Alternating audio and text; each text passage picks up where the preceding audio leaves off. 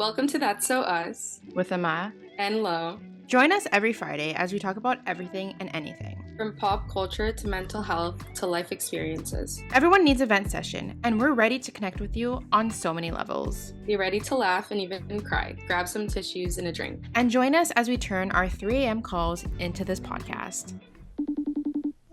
Hey everyone, what's up and welcome back to the podcast. So we have another guest with us, and this week we have Alexis. So hi, Alexis. Hi. Welcome. Do you want to start off by telling us a little bit about yourself, who you are, what you do? Yes.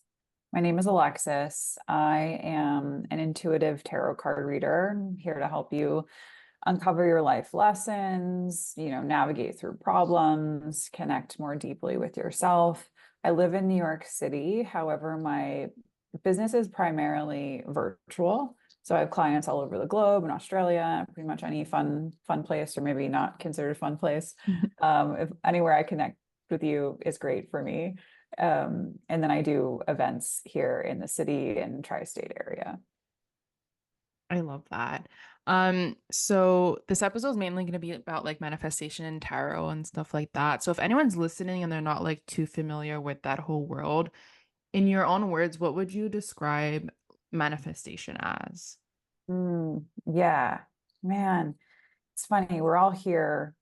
We didn't choose to be here, but we're all here to do something. Some of us know what that thing is. Some of us spend our entire lives finding that thing. For me, that's what manifestation is. It's a practice to help understand what you want to do in this lifetime, what maybe your heart wants to do in this lifetime versus what your ego wants to do in this lifetime, and giving yourself some credit and different tactics to make it a reality. There's so many inspirational quotes and speakers who will tell you you can do anything, everything is within your power. And it's like, yeah, okay, but how do I do it? And I think the first step is believing that you can. And that's what manifestation really is. It's like, I'm going to speak this out loud. I'm going to put this out into the universe. And then at some point, someone, whatever you believe in, spirit, God, angels, ancestors, will hear me and say, okay, yeah, I'll help you with that. Yeah, I love that. That's a really good explanation. Yeah, better than I would do. Yeah. It's funny. I mean, it's a good question because all of these things have different definitions to different people, and some of them scientific and some of them woo-woo. And it's like, at the end of the day, everyone's trying to figure it out. And this is a tool to help you figure it out, just like talk therapy, just like writing, it's whatever really floats your boat. And I think that's how I approach a lot of this stuff, tarot included. Choose your own adventure. If it feels right to you in the moment, tap into it. If it doesn't, if you're afraid, ask yourself some questions on why. So I think everyone's at different places in their journey. Like you said, some people might not even know what it is or what it means. And I think that's the coolest place to start. What would you say is like the difference between manifestation and like goal setting? Are they different? I don't know. I think it's like goal setting to me feels sometimes structured. I have a yearly goal. I have a New Year's resolution. I have a 5-year plan. Or perhaps my goal is just to be happy. Manifestation for me personally feels a bit less structured.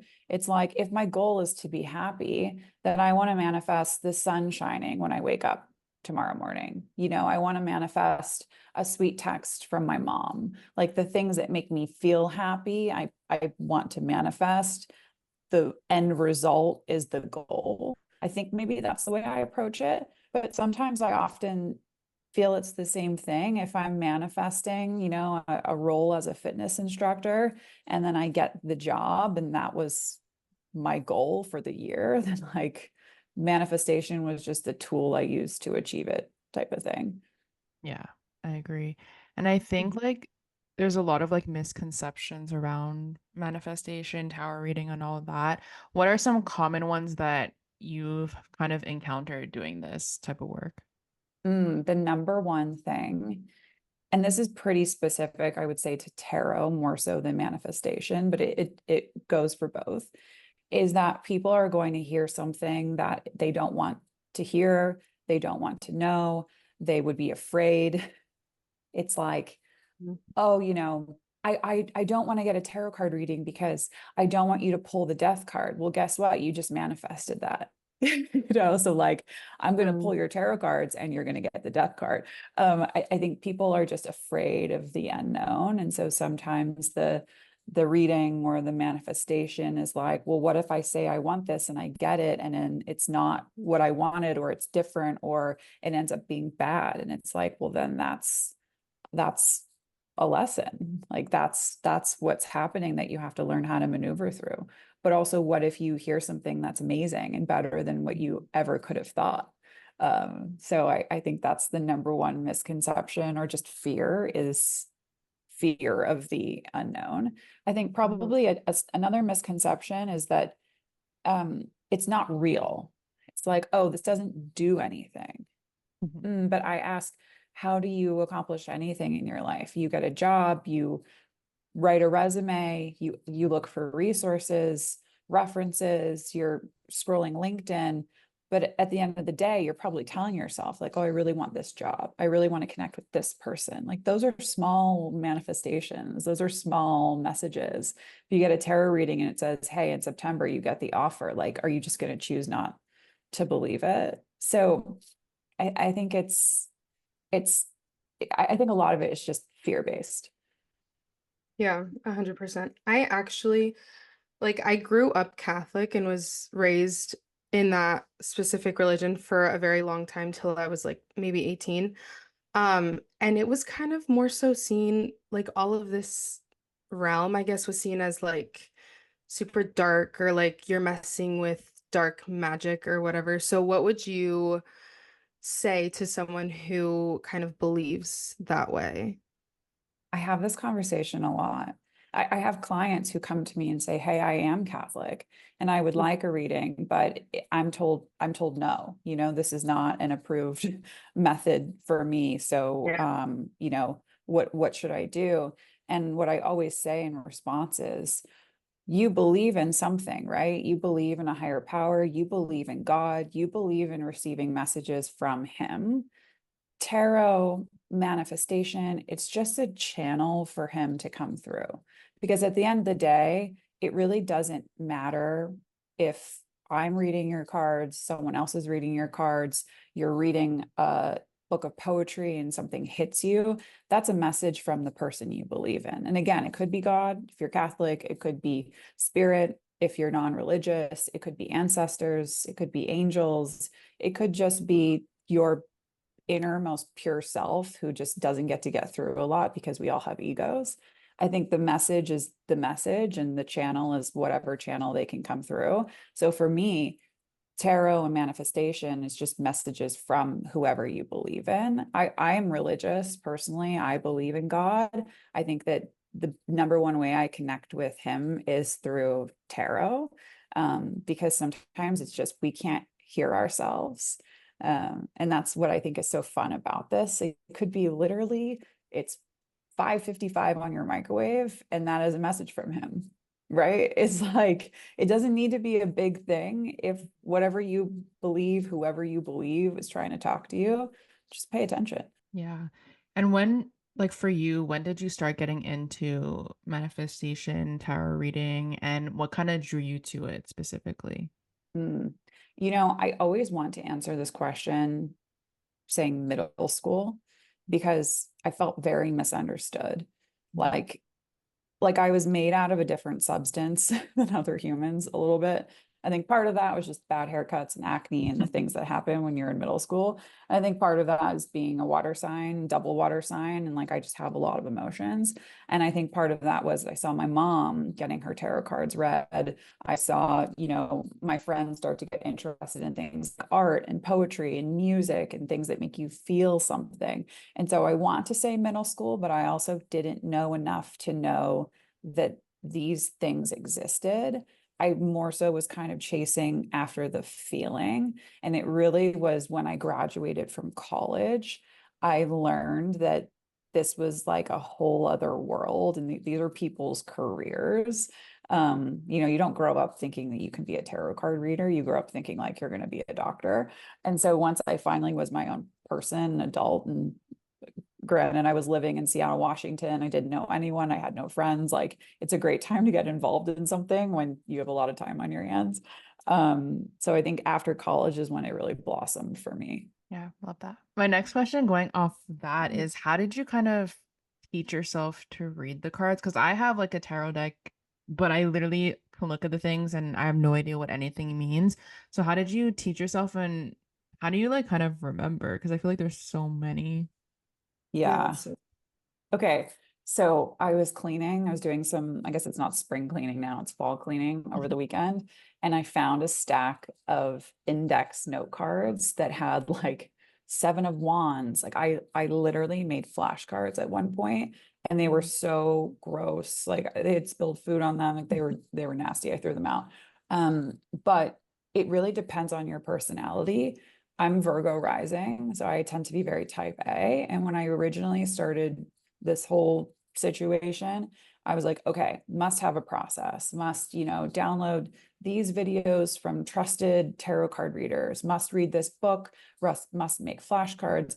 That really didn't help me all that much. It was probably like a stressful 3 months. I was putting all this pressure on myself that I really needed to become an expert and like do it by the book. The way that I learned tarot was by buying a deck of cards, which there's a stigma around this. You're not supposed to buy your own deck of cards. Buy the cards. I bought my own deck of cards and I would sit there and I would look at them and I'd be like, okay, the Fool. What do I think this means? What attracts me to this card? The colors, the person who's depicted, the fact that there's like a dog chasing after this human, the fact that he's bearing barely anything with him. Like, what do I think that means? I think it means having the courage to start over. I think it means not being afraid to leave things, even if they're good. I think it means recognizing that you always have support, even if it's in the shape of just a small dog. Like, I just started asking myself questions. And when I decided this is what this card means to me, I would then look at the quote unquote proper definition. And more often than not, they aligned. I think the thing that's interesting about being a tarot card reader and being an intuitive person is doesn't always need to be aligned. Amanda, you were sharing with me that you had your tarot cards read at a fair not that long ago. Perhaps the way that that person read your cards could have been totally different than the way that I read your cards, but I bet you would have gotten messages that connected with you from either reading. So Mhm. there's really no one way to learn, and there's really no one way or best way to do it. And I think that's what makes it so approachable, even though as a whole, it feels quite scary. yeah. So do people like I don't really know, I guess, how to ask, but is this something like that anybody can do? Or is it more so like you just have like an intuition like for it? I don't know if that's I guess the right word, but Yeah, both. Anyone could read tarot cards, but the way that I read tarot cards is probably very different from the way that you would read tarot cards or Amanda would read tarot cards based on your personality and your spirit. Mhm. Typically, people who are, and I'm generalizing, water signs or interested in all things kind of occult tend to have psychic abilities. Now, we could go down a road here of I think everyone has psychic abilities and just some people know how to tap into it and others don't. But typically, people who are interested in tarot have some sort of intuitive, empathetic, psychic ability that gives them more information up front than somebody else who reads tarot might have. So if we both pulled the Fool, I might say, "Oh, you're starting a new job. You quit your corporate career, you're an entrepreneur, you're launching a business." And somebody else might say, "Oh, the Fool. So, there's some area in your life where you want to start over." There's some people who just sometimes know things and you're like, "Oh, that's kind of creepy. How did they know that? I didn't tell them that." So I think that's where the differences are. Yeah, that's kind of like what I was telling you before, how when I was getting my reading done in June, she like knew about like my whole breakup and like everything, and I obviously didn't know who this person was or anything.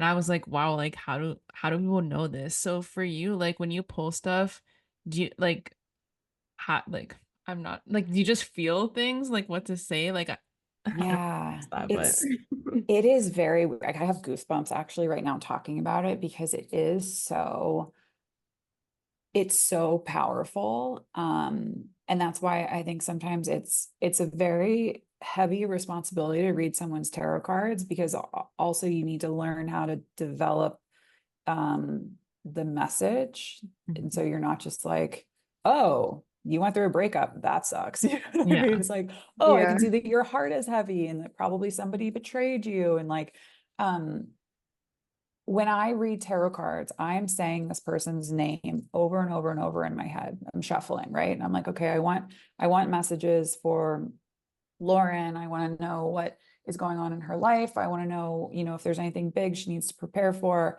And that opens spirit. I'm just going to say spirit to, okay, I'm channeling Lauren for you. And I'm going to give you like what I call a download. And so sometimes I know immediately if somebody is in person and they sit down, I feel their energy versus if it's virtual, I'm saying it, I can start to feel it. It's just a bit different in the way that I channel it. But I'll know, like, for example, I've had people sit down, I'm like, oh, you're pregnant before I even pull a card. And they're like, yes, I just found out 2 weeks ago. I'm like, okay, that's our starting point. And for some people, it takes longer because they're either blocked or they're not open. And that's something too I want to talk about is tarot card readers, we get tested all the time. People will sit down, they're not a believer, and they're like, tell me, I'm not going to give you anything. Just what do you see? And I'm like, okay, I'm going to tell you what I see. But also, if I'm a channel for the message and you're blocked, it's hard for me to receive it.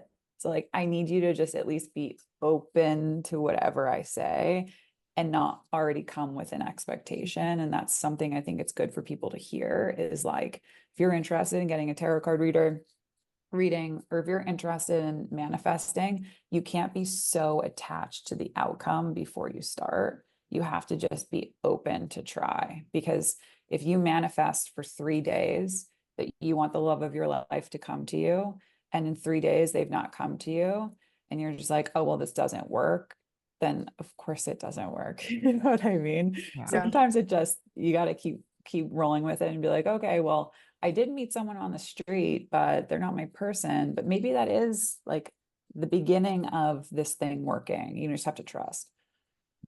Yeah. But that actually makes so much sense.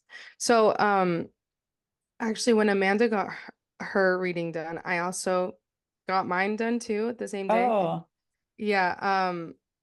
So at the beginning, she like did this thing where she made like noises, like bird mm, noises, or she like poured like water onto like the ground. Like, I mean, I think for her it was to channel, right? But for you, do you do like something like that at the beginning of your readings? yeah, it's cool how different everyone is in their approach. Like the tarot reader that I visit religiously always says a prayer in the beginning out loud. She's like, let's pray together for spirit that they're going to come through, that they're going to get messages. And I'm like, wow, this is so beautiful. Or the, making noises and spilling water. For me, I always clear my cards and then I clear my own energy, which sometimes is as simple as I imagine myself like enveloped in white light. And I'm like, okay, the energy of the last person has left me. I now have a barrier. Like no one else can come through except the person sitting in front of me. Because energy is quite sticky. And especially if somebody has something heavy that they're going through, it can stay with you as the reader, but it also can stay in your cards for a while. And so clearing the cards could be like knocking on them 3 times or running some incense or Palo Santo around them, again, making these like circles, these envelopes. So yeah, that's interesting though. And I think that's so cool. But I think it's also one of those reasons why the whole thing seems so scary because you're like, what is this person doing? Like, why are they Yeah. making these noises? Like, should I be afraid? I was actually kind of afraid, sorry to interrupt, because it Yeah, was my first reading that I've ever gotten. And growing up, everyone told me that it was like a bad thing or whatever. So I was like, oh my gosh, I'm scared. I But know. no, I was very open and she actually yeah, was very accurate in what she said. So It's hard because it's not like it's an easy thing to be able to channel someone's energy and understand what messages they have for them. And if that's the way that works for you, and like you need to make those noises, then sis, make the noises. Mhm. But I get at the same time that it is hard in the approach. Like the barrier to entry feels like a lot because even here in New York, if you wanted to find a tarot card reader, you're oftentimes going down underground, these like little places with neon signs, and you're just like, oh my God, this is scary. And so something I pride myself on, but I'm not saying that this is right or wrong, is I try to make it as approachable as possible. Like I truly am just a girly wanting to help you get some information, you know?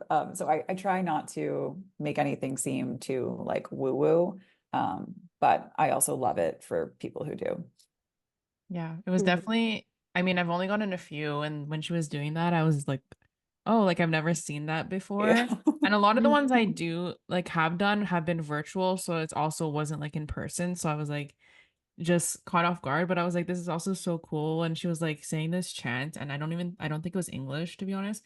And Mhm. I was like, no idea what's happening, but this is fun. And then Lauren was like near the booth that I was at, and the girl kept telling her to move away because like The she was getting energy. Lauren's energy too. And I was like, that's Yeah. so weird but cool at the same time. I didn't know Yeah. like you could just feel other people's energies as well. Like I Yeah. don't know what that would feel like. Well, imagine like, mediums. I think this happens to them all the time. They could just be somewhere and somebody's, passed over relative is trying to talk to them. And it's like, no, no, no, don't come in my space. So the same thing with tarot card readers or angel channels, manifestors, like you get everyone's stuff. And so how much of that do you choose to keep with you? And how much of that do you try your best to like kind of ward off? It's intense. Yeah. How do you Yeah. kind of like at the end of the day, like if you've done like a lot of readings, how do you kind of clear your own energy or like kind of also protect your mental health in a way? Because I know sometimes some readings can be darker and some can be like more happy. So how do you kind of balance that? Yeah, this sounds so sad. Like oftentimes I just need to sit in like a dark room.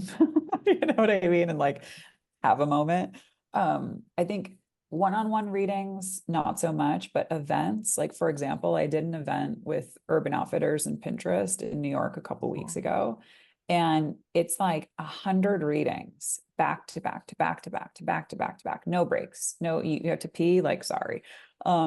And that is quite intense because you're clearing the cards after each reading, and that only takes a couple minutes, but to clear yourself of kind of like the the trauma of the day and the intensity took me 3 days. Like I almost needed a full weekend to kind of reset. Um, just cook myself like a nutritious meal. It's like almost if you're sick, mm, like lay in bed in a dark room, you have a migraine, except you're just tired from reading energy. Uh, yeah. That's so crazy to think about. Yeah, I never yeah, thought But of that side of it. I know. yeah. Well, and that's why too, I'm so happy to be so many people's first experience. And yet I think to myself, like, how do I be able to do this out of velocity where I can touch as many people as possible? Like events are a great way to do that, right? 100 people had a great first time experience with tarot that maybe they wouldn't have, or I gave them messages that they really needed to hear that they weren't going to receive, they were blocked, they weren't looking for. Like that's beautiful. But you can only do that every so often. And so sometimes I even think about that of like how sustainable is it for us? We want to help as many people as possible, but like I think finding a reader that you jive with and having a quarterly check-in makes a lot of sense. Um, but events are the way that you find those readers, you know, like at a fair, like you did. So Mhm. it's a lot. Yeah. Have you ever found like a time where it was super difficult to like detach from those energies? Yes. And to be real with you, reading for myself is the most difficult because, like I mentioned earlier with the manifestations, I was too attached to the outcome. Like I only wanted to hear what I wanted to hear. And Mm. so you know, you find yourself just like pulling 8, 9, 10, 11 cards, and you're like, oh yeah, this is the one I was looking for. It's like, no, no, no, that's not how this thing works. So I find it quite difficult to detach sometimes from my own expectations and other people's energy. I've had one or two instances, luckily not that many, where it stayed with me for longer than I would have liked. And all of my usual kind of like tricks of how I shake it off were not working. And then I had to really ask myself, like, what is it about my own spirit that wants to hold on to this? Yeah. Have you Mhm. ever like how do you deal with when like you have something, I guess, like bad or like less happy to tell someone? I know you still have to tell them, but do you ever like feel bad about it or how do you kind of go about that? Because I feel like I would feel bad. Yeah. Oh my gosh. I love this question. And it's so funny how literal the tarot will be. So for example, I had a client the other day who is like, Alexis, I'm feeling so much better. I'm feeling like I finally did the inner work. I got over the trauma of my last relationship. I'm no longer holding on to that. I'm ready to meet the love of my life. I want to love reading. And I'm like, okay, let's dive. Like I'm excited. I'm like, okay, let's see who's in these cards for this woman. And I pull these cards and like there ain't nobody in there. Okay. These cards are like, no one is coming for you. The cards were in fact the hanged man. It's like it's not the time to start a new relationship. It's the time to stay exactly where you are. I got the high priestess. It's like you still have more work to do. And so that's a tough message when somebody is feeling like I'm on the precipice of everything I want. And the cards are like, absolutely not. The way that I deliver that is this is really interesting. I'm glad that you're feeling good. I'm glad that you're feeling better. Hold on to that. There's still more work that needs to be done. And so if you're feeling like you've made strides, keep going. Don't quit yet. You know, in 3, 4, 5 months' time, let's check back in because there's bound to be somebody on the other side of this, but there's still more for you to uncover. It's just like bringing people along in the journey of this doesn't mean no, you're never meeting somebody. It just means no, not right now, you know, or vice versa. If somebody's in a happy relationship and I pull the 3 of Swords, which is traditional heartbreak, it's like something over the next couple weeks might come up that throws you for a loop and it makes you start to second guess, or your heart is hurting. A little bit of that could be caused by you. So if you've been looking for trouble, stop looking. You know, if you're self-sabotaging, try to avoid that. But don't be surprised if you feel a little icky. It's also dependent on the spread. And I think this is where it gets cool because as the reader, you're in control. So if I'm pulling cards and I'm seeing something that's like really not great, I might then need more information for myself to say, okay, here's your general reading. Now I'm going to pull 3 cards and I'm going to do the situation, the obstacle, and the outcome. So we can really dig in to understand how this plays out.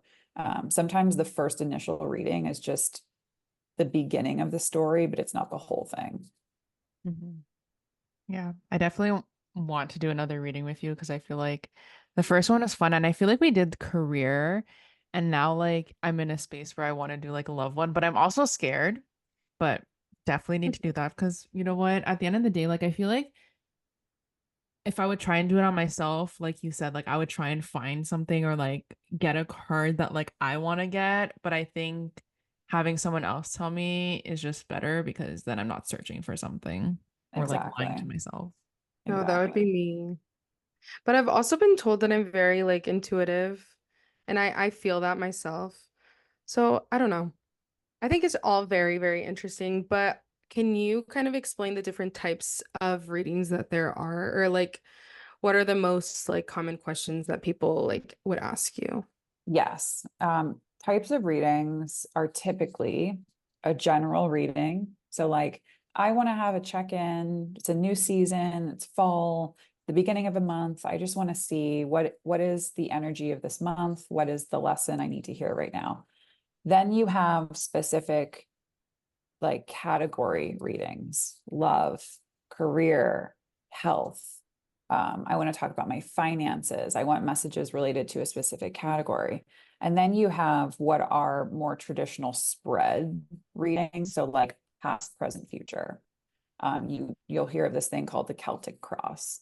I really love year ahead readings, which is one card for every month of the upcoming year, and then a total theme card, which is how I knew I was getting engaged this year in July, like literally from that spread. I saw it. So that's really cool.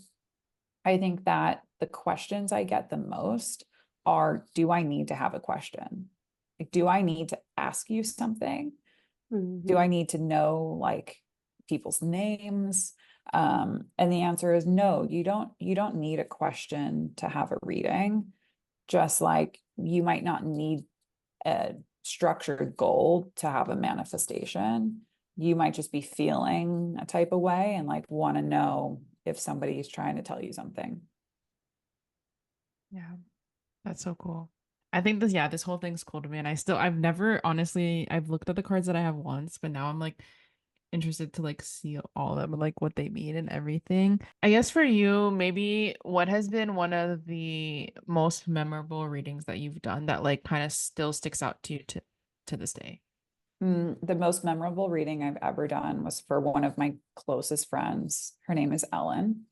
And this was a couple of years ago. I went to visit her in Arizona. We were having a girls' night. We were like, oh, let's pull tarot cards, right? It's like the most fun thing to do with your friends. And again, not attached to the outcome. You're like having some rosé. You're like, this is a cute thing to do. And I pulled the Empress for her in uh, March. No, when was it? I think it was March. And I was like, oh my God, Ellen, like, I think that you're gonna get pregnant. Like, LOL. She's like, absolutely not. Not on my bingo card for this year. Like, taking precautions to avoid that. Like, let me tell you, like, this is not happening. And then she got pregnant in March. And her daughter is now like over 2 years old. And I just think it's so cool that I predicted one of my best friend's pregnancies after we hysterically laughed about the fact that that was like totally incorrect. That's so funny. That's so cute though. Oh my gosh. It was cute. But that's what I mean with this whole thing. If you're not attached to the outcome, you could never hear something bad. Hmm. It's like it Yeah. can never be bad if you're not attached to it. It just is what it is. So if somebody tells you like, hey, I think you might lose your job, and it's like, oh, okay, well, I don't know, let's see. And it happens, and then you end up getting your dream job after that, or it allows you time to travel. Like everything is just what's meant for you, and you can choose to hear about it in advance or not. Mhm. It's not like it's gonna either be 100% negative or 100% positive. It's just the story of your life in cards or in your mind or on a piece of paper. If that's the way you manifest, it's like you just see what comes at you. Yeah, or like on TikTok when I see readers and they're like, take what resonates and leave what doesn't. That kind of is basically what you're saying, right? 100%. And I've had people too on my Instagram. I will share bits and pieces of readings I do for private clients and stories. And I'll have people message me and they'll be like, hey, is this for someone in particular? Or is this like a collective reading? And I'm like, if it resonates, claim it. It's yours. Mhm. Yeah. Sometimes I see like things on my TikTok feed too, and I'm like, literally, this is exactly what I needed to hear. And it's like Yeah. so weird that it like found me in this way. And then like I tell people that they're like, it's just like random. And I'm like, no, like this was meant to come to me. I don't care. Yes. Because someone is trying to give you a message at all times. Hmm. That is just one of the ways that you picked up on it. It's like if somebody picks up on it because they go to church and they hear a service, great. If somebody picks up on it because they look at their microwave and it's 111 and they were about to text their best friend about going on a trip and they're like, this is a sign. That's your sign. You know, it like really doesn't matter what it is. It's meant for you. Mhm. And then you were talking about how you do readings virtually and in person as well. Is there like, do you do the same like rituals? Like, is it the same process or is it different if it's virtual versus in person? It's pretty much the same. I would say that in-person readings offer the opportunity to have a bit more dialogue of Mhm. like, I'm watching this person visibly react to their reading. And that gives me, as the reader, like more leeway to be like, oh, I'm noticing that you're nodding here. Like, is there something that you want to share or we could dive into more that you're really feeling deeply versus, you know, when I record your reading and I send it to you, it's like that's the message. And then if there are questions afterwards, we will communicate back and forth. But I think in-person readings, we can like really, we can really go there. You know what I mean? Mhm. But the energy channeling and the outcome of like, this is the message that meant for you, totally the same, whether it's in person or not. So I know that you were talking about how you do events. Uh, was there like an event that was like your favorite that you've done recently? Mm, that's a really good question. The first event that I ever did was for Chill House, the brand of like press-on nails. And they had a launch party in Tribeca at their spa, I guess you would call it. It's a nail spa, and they offer massages and whatnot. And it was under the sea themed. And it was like, you know, whether your life like flows like gentle water or it gets rocky with the waves, like come see what the future has in store for you. And I just thought that was such a fun way to approach tarot, is like it's like water. Life is flowing all around you, it's changing, messages come, they go, things get rocky, you might dive in or you might be like barely trying to stay afloat. I just thought that was so, so cool. And the people that I met there are actually some of like my best clients today. Like we catch up all the time. So that's really fun for me. I actually think it's so crazy that you just brought up press-on nails because I'm trying to start a press-on nail business. And that is Of your course, message. exactly. Of course, that was like the one that you picked. That's crazy. That Wow. see, and that is like why this whole thing is important. And I hope Yeah. whoever is listening to this um is like, oh, okay, holy shit. Yeah. Literally, when you said, I was like, oh my gosh. Yeah, I Claim saw you it. laughing. Yeah. But like kind of Wow. going off like that situation, do you ever like feel people's energies? Like when you're just talking to them, do you like ever get like a message or something or like think something or feel something? Or is it Yes. only okay? Yes. Yeah. And that is mainly, I think, just being an empath more than anything Mhm. else. And this is also the conversation of like everyone is probably psychic. I've just allowed myself to really lean into that. Mhm. If I feel like I meet somebody and I immediately know what they're going through or that they're dealing with something or that this isn't a good time to approach them about a certain subject or they actually don't want me to be there, like the knowing is just a lot of question asking, like why do I feel that way? Well, how do I know this? Like, what am I listening to? Who might this be coming from? What happens if I believe it? You know, like what's the worst that could happen? It's interesting. I think it's also really helpful, especially in friendships, when you can just kind of like feel how your friends are. And it's like, Mhm. this person, like, I really shouldn't bring up, you know, that I just went on this trip because I can sense that they're like really run down and probably needing that. And it's a slap in the face. But then I think that's also a slippery slope of like, what do you not share with a friend just because Yeah. you're feeling them? Like, you also want them to feel you. So, empaths, we struggle. No, I feel Yeah. that. I've actually, oh, I've gotten a text from Amanda being like, I'm like sensing that you're like sad. Like, are you okay? And I'm like, of course you knew that I was sad. Like, it always happens. It always happens. Yeah, I feel like can feel that way to like the people closest to me, but never with like strangers. I've never had that, but mostly with people close to me, I can like sense when they're not okay, even if they don't even like live here. Yeah, yeah. You know how you're like thinking about somebody and then they text you. Hmm. It's like those kinds of things. Also all messages. Yeah. I want to know if someone does want to get a reading from you, where they can find you or connect. Yes. DM me on Instagram or TikTok, and I will either pull your cards virtually or we can find a time if you're in the tri-state area to meet IRL. But at Mediterranean Magic on Instagram and TikTok is the best place. We love social. Yes, that's how I Okay. found you. Um, so the last question we have is we ask everyone this since our podcast is called That's So Us. Other than tarot and manifestation, if someone looked at you and they're like, That's so Alexis, what would it be? Oh my gosh. Can I only have one answer to You can this? have multiple if you want. Okay, I think it's like black cats, Okay. incense, ice cream,